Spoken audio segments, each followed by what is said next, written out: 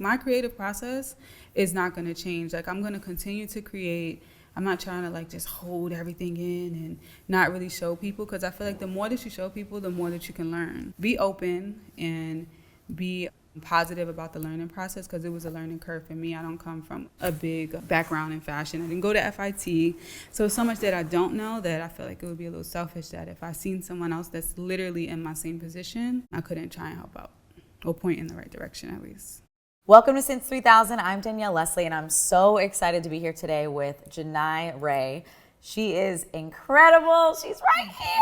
I'm actually wearing her designs. In today's conversation, you're going to hear how the inspiration came about to create original designs like this.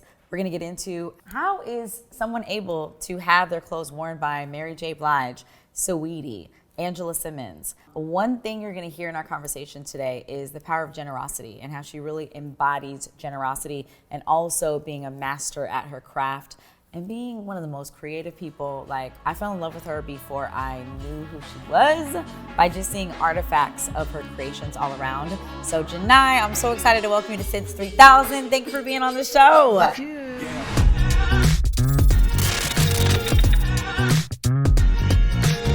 I'm so excited to be sitting on the couch with you, Janai. Thank you for having me. I remember when I first met you, and it was before we knew each other, before we knew we would be in each other's lives and actually know each other. And I got to see your home. I got to see all the remnants and representations of like who you are, who your husband is, who y'all are as a unit. And I was like so inspired before I even met you. And then I was speaking at the Blogger conference, and it was like a couple years later. And I remember the elevator opened because I had ordered some food, and you were right there.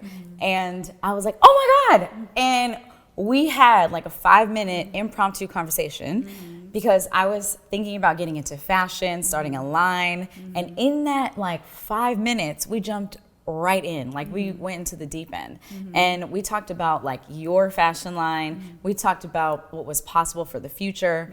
And then we went to brunch. And at brunch, I remember I was like, oh my God. And I was so nervous, and I was waiting in line for you to come, and I was being so awkward. And then we sat at the counter, and in that session at brunch, it was like a masterclass for me. And I was like, this woman is so generous with her knowledge, is so knowledgeable about the fashion industry. And again, so generous. Thank you. A lot of people have a lot of knowledge, the people who have mastered their crafts. And I would say there's like a tiny percentage of people who share that openly and honestly.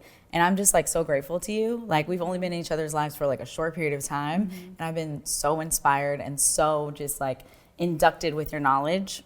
So I just want to like thank you for that. Well, thank you. I'm so happy that we met. Yes. So happy that we got to connect. You are amazing as well. And for everyone watching, so I am wearing Broken Land, which is Janai's brand. And if you notice, the thing that really stands out to me is your curation.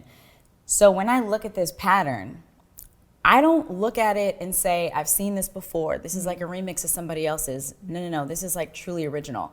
And I think that's what drew me to you, is your originality. And I just want to know, like, where did the inspiration come from? Like, have you always been this like original mind? But what is the inspiration behind this pattern and everything you've created? So with creating a brand, obviously, you know, there's so much to look at as far as things before you, even things that'll come after. So I was really inspired to like try to create something that was unique, that was different. And I did a lot of research on different concepts that I came up with to see if there was anything like that in the market. Because I know that all creatives sometimes have like minds. So even though I feel like maybe I was the first person to think of something, it's probably not the case. So I did as much research as possible to make sure, or to see if there was anything similar in the market, just so that it could stand out. Because I wanted people to be able to look at a print, see the brand, and immediately recognize the brand. But without it being like too gaudy, or like with a logo that's just repeating. I didn't want that concept, not like at first at least. I just wanted something that was like really striking to the eye, where you knew, or as people can notice now, they can see that it's the brand, but it doesn't say like Broken Land all over it. So that was the goal. So even what you're wearing right now, I see the pronounced shoulders. And one thing I love about where, in my mind, women's fashion is heading is taking up more space. And when I think about you, I would say that growing up, I always idolized the people who were the loudest, most outgoing, who commanded the attention through their voice. And when I think about you, you command a presence and you command respect just through being and being present. And when I see these like oversized shoulders, I think about how women are taking up more space in culture, in the conversation. And that was a part of the inspiration for like the Since 3000 brand. And when we're thinking about what our like physical, digital fashions are gonna look like.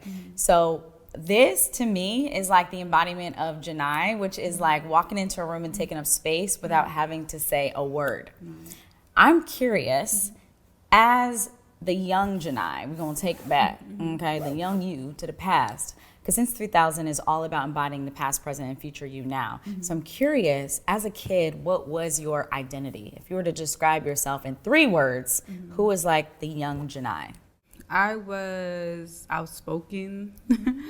I'm the oldest of 5, so I was very outspoken. I also, had to be there for my siblings, and I'm the oldest grandchild as well. So I'm just the oldest. So I feel like I'm just there to defend everybody. Probably why I ended up becoming a lawyer. But I would say outspoken. I would say unique and creative. I love that. I used to draw a lot. That's what kind of led to my sketches now. And like just in everything that I did, like I just went super hard with like all of my school projects, anything where I could be like the slightest bit creative, like I took it to the extreme next level. So yeah, that was kind of how I was. I want to say in like high school, I had to get a surgery on my foot. For what? It was like cosmetic because I was a dancer. So it was a cosmetic surgery on my foot, but it was really bothering me. So it was kind of partially cosmetic, partially like really in pain. But in any event, I got the surgery. I painted my crutches like 3 different colors. I put like all this lace on them, and that's how I went to school for like 2 to 3 weeks. So that was me. Wow. I was different. So you're really unique because of this dichotomy. Like you are a lawyer and you are a designer and you have a whole ass line. So tell me, what about being a lawyer attracted you? What is it about the law profession, the legal profession, that attracted you? I just liked the flexibility it's something that I started to pursue from really young. It's like, when you're in grade school, you kind of choose a career, and it kind of stuck with me. So when I went to high school and then when I went to college, I stayed on that track. But I liked the flexibility of being an attorney, and I felt like it was kind of like your way of getting an MBA in a sense, but you kind of just have more options. You can go into real estate. You don't have to take the exam. You have the option to, be an agent in sports. So you have all this flexibility, and then obviously you have control of all of your business dealings for the most part, because you have that perspective as an attorney. And I also feel like it has helped me logistically, like how to run things, like just thinking as an attorney when I'm navigating through things. So it's kind of helped me. That's wild. So now you have your own legal practice and you're running your line. And I'm curious, drop us into like a week in the life of Janai. Like, what does that look like today? Well, for the most part, Monday mornings, I usually try to spend a lot of time connecting with production to make sure that they're on track, because most of the production, they only open between Monday and Friday. They're open on the weekends, but very rarely. So I try to connect with production on Monday to make sure that they're on track, make sure that my team is going out there, and set the schedule for that. So and that, can I pause you? When Sure. you say production, I know you work with a factory in New York. Like, so for people watching, like, what does production mean? Oh, it's like production, I would say it's like the cut and sew factories where they're actually making the garments, and then all the other vendors, whether it's a vendor for this fabric or that fabric, I check in with all of them to make sure that everything is on track for the week, so that, there's a constant flow. And then I'll probably check back in around like Wednesday, Thursday, because, we get into the end of the week. But definitely Mondays is when I make sure that everything is on track with production, make sure that my team is in place for them to have everything that they need. Then I usually head to my office, and from there it's just based on what my for the law practice, what the schedule is, like where I have to jump in on hearings. I will say that with COVID, everything is virtual now. Most things are still virtual, so that has helped a lot. So even if I'm in between going to a factory and I have to jump out, run into my office or run into a office to jump on a call, that can be done now because everything is virtual. So it's a toss up. It's certain days when I'm like, have a blazer on and a button up and sweatpants on the bottom and sneakers because I just got to be waist up ready. Yep. For Business on the top, party on for the the bottom. conference, and then I'll just jump back into whatever else I have to do. Wow.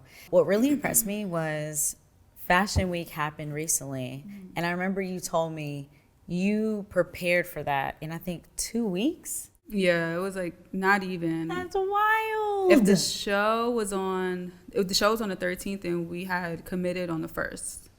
So, but I will say I prepared for the show in 2 weeks as far as getting the garments together, but I started preparing back in December for the upcoming seasons as far as sketching and just preparing for the future. But I didn't know that those particular pieces would end up being, the pieces for the actual show. But I have been sketching from December for the upcoming collection so that I can, have like an idea of where I wanted to go with 2022. So I sketched it prior, but we had to make all of those pieces in that small amount of time. I couldn't even believe that. Yeah, I drove a lot of people crazy. I probably had like 4 or 5 different factories working on everything, but they made it work. So that's unbelievable to me because I have attempted to make a garment. And it's one garment that has taken like a whole year. I told you I can help you. I should have taken that out because I'm like, it's taking me a whole year to make a jacket, which was supposed to be here actually. But that's not uncommon. Really? No, it's not uncommon that you work on a piece and you keep on working on it. But we can make some progress. I love it. That makes you all the more impressive, though, for me to be like, wait. She did this in 2 weeks. And what I loved is I saw the innovation in the line. In my own business, I have been recreating and re-identifying myself, shifting from CEO, Chief Executive Officer, to CIO, Chief Inspiration Officer. So me having myself stay inspired and inspiring my team, and then Chief Innovation Officer, and then Chief Investment Officer. When I see you, I see the innovation because when I saw the pieces you debuted at Fashion Week, and y'all gotta check out her IG because there's a record of this and you can see it live, you can see it walking the walk. But what I saw was different from this. And it tells me you're truly like tapped in, like you are a vessel of new ideas. So I'm curious, how would you describe the transition that's happening with your line? Like, how would you describe where you were and where you're going? Well, I recognize from the beginning, like when you're introducing something new, I feel like it's important for like everyone to feel comfortable in it, for it to be wearable. And I feel like some things when they're labeled couture, it doesn't seem like it's accessible, or it doesn't seem like somebody will want to wear it on an everyday basis, or it kind of feels like it's not, like you can't touch it. It's like, oh, it's couture, it's runway.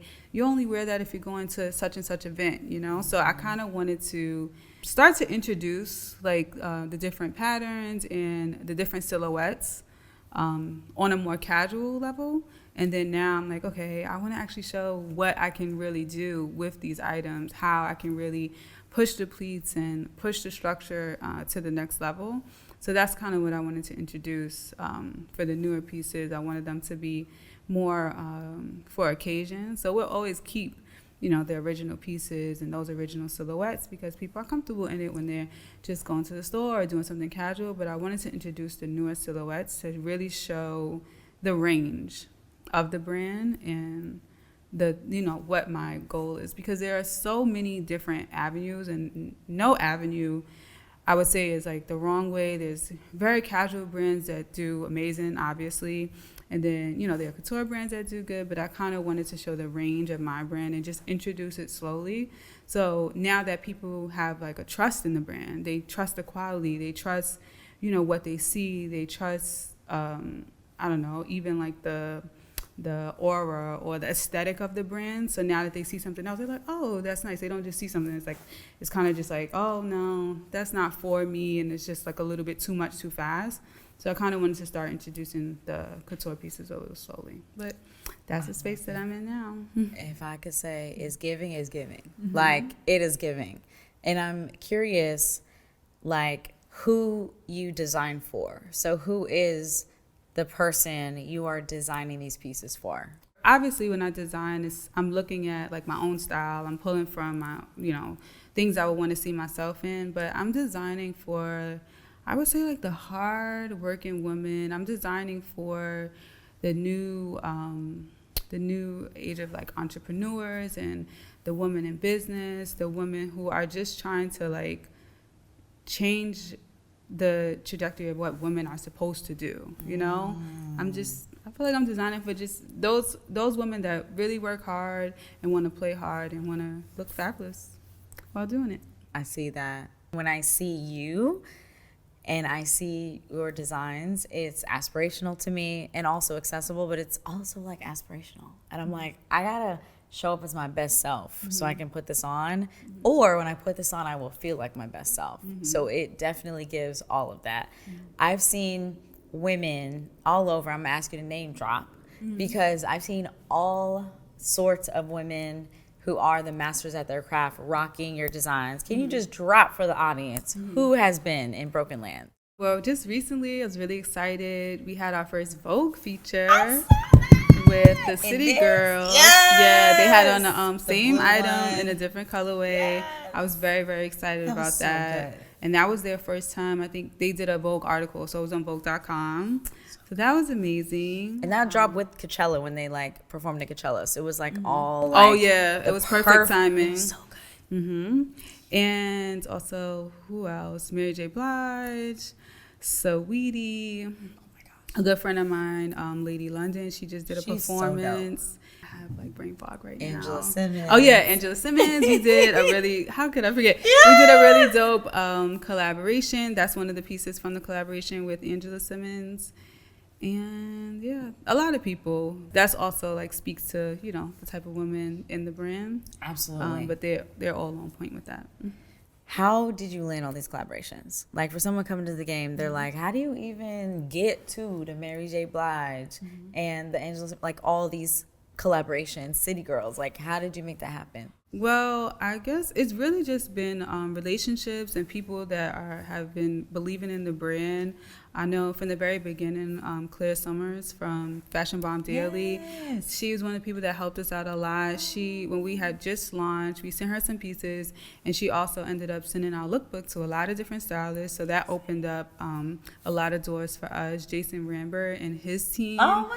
Yeah, they're super, super amazing. That's who put Mary J. Blige in the items and some other people as well, but they're really, really supportive. I think it's just been people who, over time, they just see the brand and the stylist, they reach out, and as much as we can, we try to help. And, everything doesn't always work out, but when it does, it's great, and they just, they see the brand, they see the quality, they believe in the brand, so that's how they end up on their artists.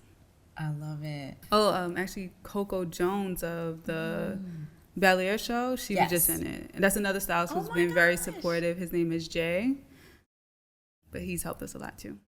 Hey, this is Danielle Leslie, and I have a question for you. If you are a creative entrepreneur and your business is unique, why are you working with a generic accountant? One of the best decisions I made was who I would partner with on my taxes and my accounting. So if you're a creative entrepreneur, you are growing your business, you're scaling your business, I want to introduce you to Revel. Revel is a firm that can help you whether you're looking to prepare your taxes or you're looking for that year-round support. They will tell you what's happening in your business and why. So if you're tired of being ignored, talked down to, or feeling like you are chasing around your accountant and needing to drive the relationship yourself, it's time for a change. Head over to revelcpa.com, REVELCPA.com. Head on over, fill out their interest form, and make sure you look into working with them. Again, that is revelcpa.com, REVELCPA.com. We all deserve the right firm to partner with. It's been proven that procrastination can be one of our biggest enemies to success. Now, contrary to belief, procrastination is not based on a lack of time management or organizational skills. Procrastination is directly linked to our emotions. Now, the reason I know this is because of Patty Johnston. Patty Johnston is incredible. She's a Course from Scratch member, but even more importantly, she's built multiple multi-million-dollar businesses once she learned how to overcome procrastination. So she's created a program where she shares her system on how to overcome procrastination, and it's based on emotional intelligence, neuroscience, and accountability. She's gonna show you step-by-step how to overcome negative feelings so you can start taking action and start seeing a difference from day one. So text this number right now to schedule an appointment with Patty and her team to see if this is right for you and what steps for you to take to overcome your procrastination.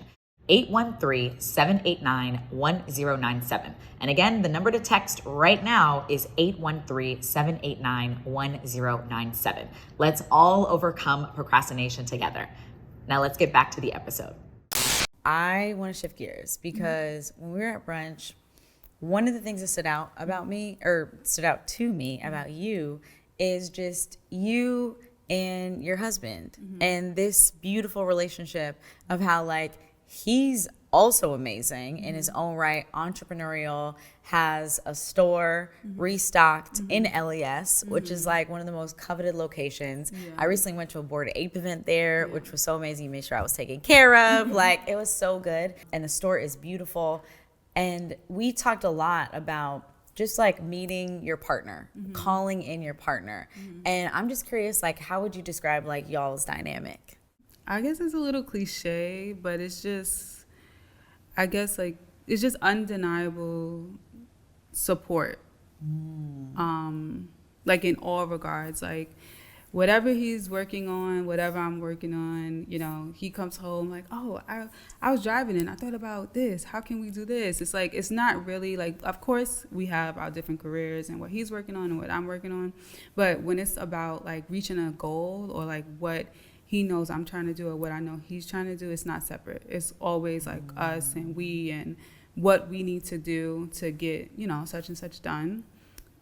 So I feel like that's what keeps us connected, because fashion and music is artists will wear the fashion, but he works with mostly males as far as the like rappers and stuff. Two totally different things. But when it comes down to it and when we're trying to like, you know, strategize and figure out how we need to get things done, it's always a collaborative effort. And it's always like what do we need to do to get to the next level? So it's like we're always working together. Do you have like a structured time where it's like, I remember I had friends when I was in the Bay Area and they would do like family planning sessions where they would open up the spreadsheet and be like, this is where we're heading. Like, do you have any structured time where you guys dream together, goal plan together, anything like that? Not really structured time because we spend so much time together. No, I wouldn't say it's structured time. It's just kind of organic. Yeah. Like whenever we're in the house together or when something's going on or it's a lot of eavesdropping. I hear him get off a call. I'm like, oh, wait, let's do this. Or did I introduce you to such and such? Or, oh, let me call this person. Maybe they can help with this. So it's a lot of that.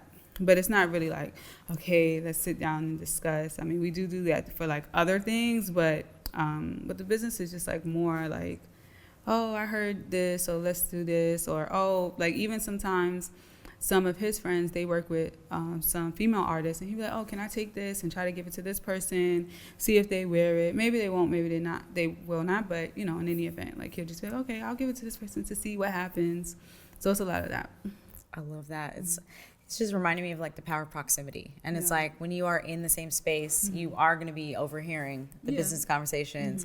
And then be inspired by an idea and share that with each other. Or he'll be on a call and say, oh, actually, I thought about you. Like, let's make this collaboration happen. I really love that. Yeah, I can't even count the amount of group chats we have with different people. Like, hey, meet this person. Yeah, so many, like dozens. I love that. Something I really love is how generous you are with your knowledge. I think I guess I get this from my mom. Like, she's just super honest and transparent about everything. There's nothing that is smaller or bigger than the next thing. There's nothing that should be more secretive or less secretive than the next thing. Like, everything is the same, meaning like everything should be out in the open in her mind. normalize everything. And that's what I loved about you. And it was like so inspiring. And in a industry like fashion, which can be competitive in a lot of industries, but in something like fashion, especially when you know you're going to be in the top percentile, it can be tempting to keep the like trade secrets close to you. And you were just so open and generous. And I'm wondering, where did that come from? My mom is also the oldest and a Leo like me. Oh, wow. So we share a lot of traits. She's very, very, very creative too. She has a blossoming, wonderful balloon company, Paparazzi Balloons, here in the tri-state area. She does balloons for like all types of corporations and celebrities, travels. She's amazing. But anyway, like she's really like such a resource to her friends, to our family. So I've watched, growing up, I've seen so many people look to her for so many different things. And she's always just, like, any information that she gets in, she's just like, oh, I heard that this job is hiring. Let me tell this, and this person, So she's just that type of person. My dad as well. So I feel like with that, I'm just always, like, trying to not only learn myself, but I'm always just trying to share information that can help people. Because when I look at, like, my trajectory and going from, law school and getting my first job, like, all of those processes, and I see how many people were involved, it wasn't just, based on academics and stuff like that. Like, getting these positions is always based on, like, relationships. So if I can help people knowing my journey, especially going from being an attorney to fashion, I always try, because I'm still in the learning space myself. Everything that I've learned from like the past almost 2 years, it's been because I met someone who connected me with this person, and this person connected me with that person, and then I kind of like navigated it myself and seen what worked and didn't work. But it was always from someone, just trying to help out. And I have so many friends that are in fashion, like Hanifa from Hanifa, who's super helpful. All of the stylists that I mentioned, they're always just sharing information. That's how I connected with one of the factories I'm working with now. So I feel like I'm not so coveted in like my, like all of the vendors and stuff that I work with, because I know like my creative process is not going to change. Like I'm going to continue to create. I'm not trying to like just hold everything in and not really show people, because I feel like the more that you show people, the more that you can learn.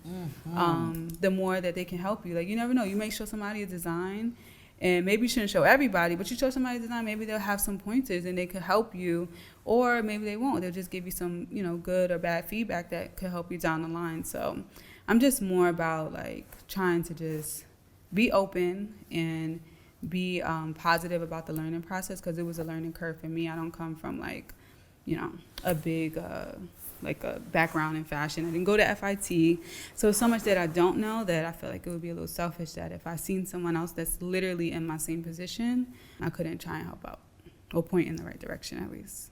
I love that. And I think a lot of the gifts, knowledge, connections you've got is because you are so generous. It's like God, universe is like, let's just bring it on back to her. Like, let's multiply that for her. One thing I'm curious about, because you are, to me, such an original mind. So we have Where Fashion Is Now, and it was so dope. I like texted you one day randomly, and I was like, hey, do you want to do like a dream planning session? Do you want to come over? And we were right there, and we had like the whiteboard, and we like plotted everything out, and we like just dreamscaped. And it was so fun because I got to get some insight into like your mind and where you see things headed. So what I would love to know is kind of, where do you see fashion now, and where do you see it heading? Fashion now, I feel like it's changing so much with everyone's online presence and all of the tools you have now to like really build like fashion houses, essentially, just from being online and selling virtually. I think that that's going to change things a lot, as far as like like traditionally people have their fall collection, their spring collection, and everything is really like to the T. Most of the larger brands are planning all of their collections like 1 to 2 years in advance, and it's just like they're selling ahead of time for the upcoming seasons. But I see that changing a lot because of the demand, and because people want things now. So I feel like that's going to be a shift in the way that all of the collections are presented for the different respective seasons. And I feel like it's going to be a lot more direct to consumer with the brands. Like, obviously, people are still using like large department stores and large retailers, but I feel like less and less people are really doing well on their own without using the large retailers. And then obviously we see retailers like Barney's, which like our RIP to Barney's, that have closed down. So it's like really shocking to see that, because I don't think that a lot of people seen that coming. So I think that's going to be a shift of how things are actually sold and how the consumers look to get the items, whether they are going to continue to have to go through retailers or not, and then like how the collections will go with the seasons. Yeah, that makes a lot of sense. And it's interesting because like you've been in Nordstrom. I went to your pop-up, which was like so dope. Thank you. I feel like you've done such a great job of penetrating like online and offline. Your online campaigns are amazing. Thank you. The people you've partnered with, and then offline. And I'm curious about what you think, because I in our dream session, I was like, yo, we got this Since 3000 brand.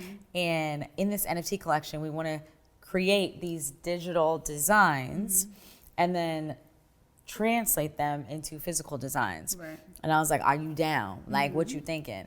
So I'm really curious, like, how is NFTs, like digital designs, phygital, taking digital to physical, how is that landing for you? Is that in like the future where you see like fashion going? Yeah, definitely. I guess I'm going to be totally transparent.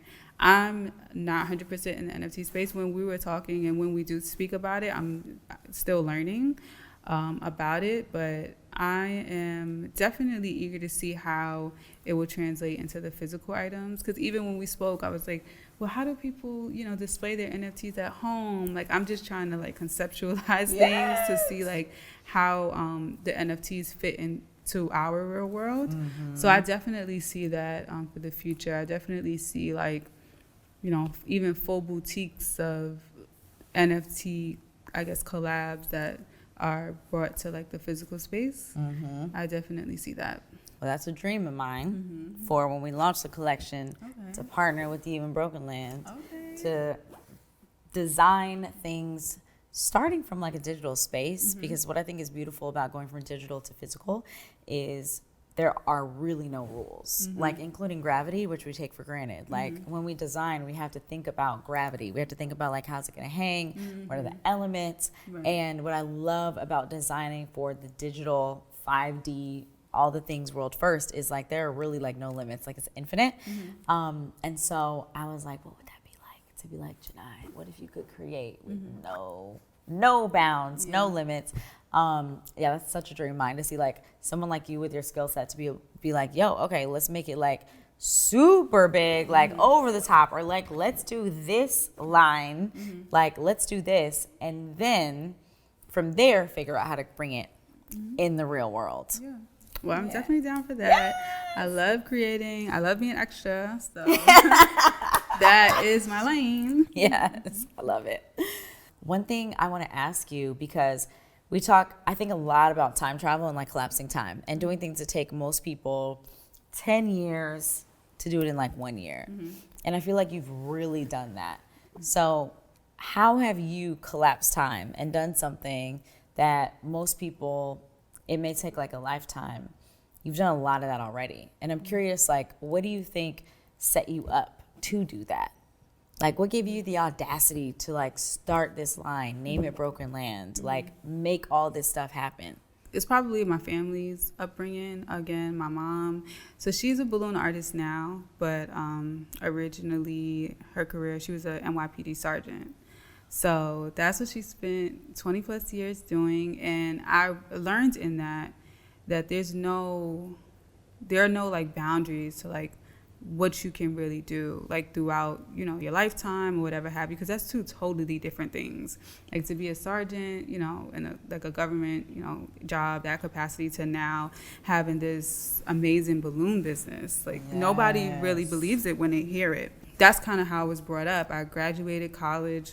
I graduated high school at 16. So I was in college at 16. I was out of college by 20 before I could even have a drink legally. And I was an attorney by 23. So for me, I just was always trying to stay ahead of the game. And even though, you know, my peers would be doing what my peers are doing, I just stayed super focused on what my goal was. So even when launching the brand, I didn't have any actual time frames on what I wanted to do. It was just what I wanted to do. It was just how, like, what I needed to do. I would put that on the list, but never like a time frame. So I didn't feel like constricted to anything. And then everything just really started falling into place because it was God's will, ordering my steps. But I just kind of like operated in a way that, like, oh, I don't have to wait to do another collection, or I don't have to wait to try and introduce another fabric. Like, I just was trying to see what works and what sticks. And it's been good so far. Amazing. So good.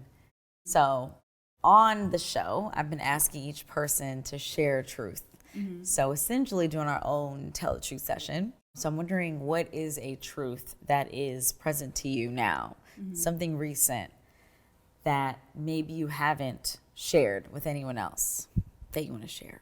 One of the biggest challenges is being that I am an attorney and also pursuing design now, kind of like in between whether or not I actually want to make a transition into just doing design full time.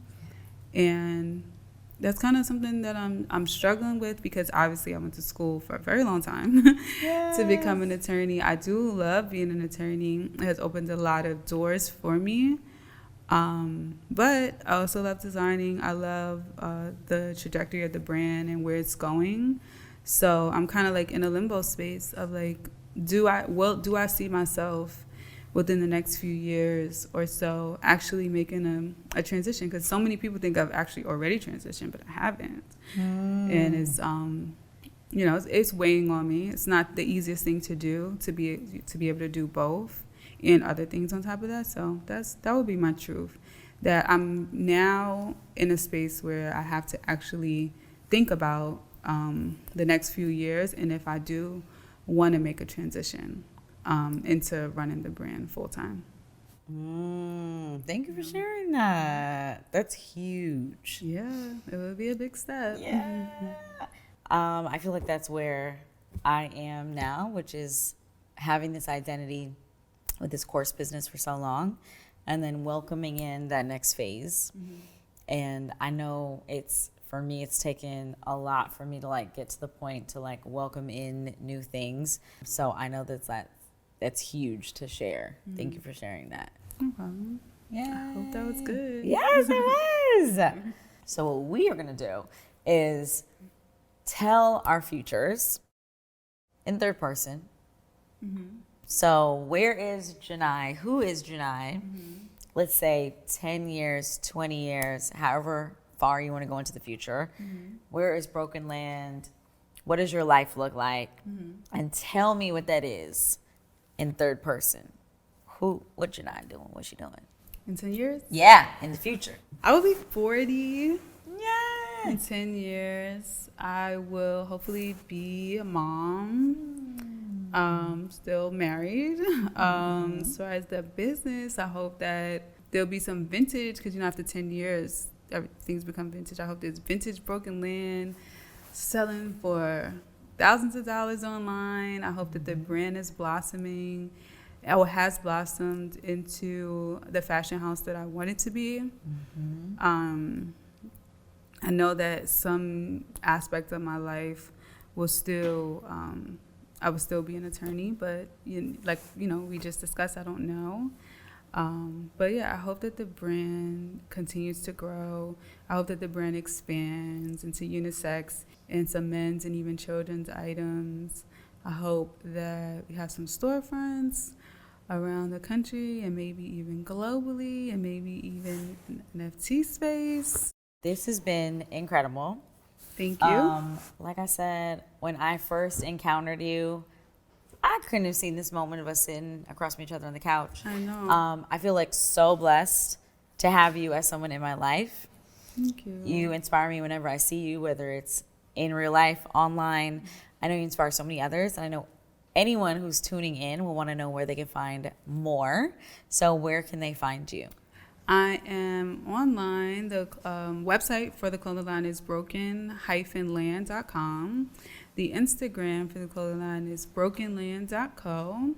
And my Instagram handle is LawyerLady with 2 L's. Love it. And lawyer. We're going to have all that below because, like, y'all are going to want to seriously, like, just, you'll see. The things we have created on social are just like a glimpse at the level of creativity. So, like, y'all go check it out. Thank you so much for coming on. Thank you for having me. Cheers. Yes, cheers. Yeah, what are we cheersing to? One word. We're cheersing to the future. Yes. Cheers Cheers to the future. I love it. Listen, sometimes life be lifing, and we do not know what's coming down that road next. Well, that's what happened to me in 2016 when I was unexpectedly laid off from my job. And I was 6 figures in student loan debt. I had no savings, and I didn't know what was gonna happen next.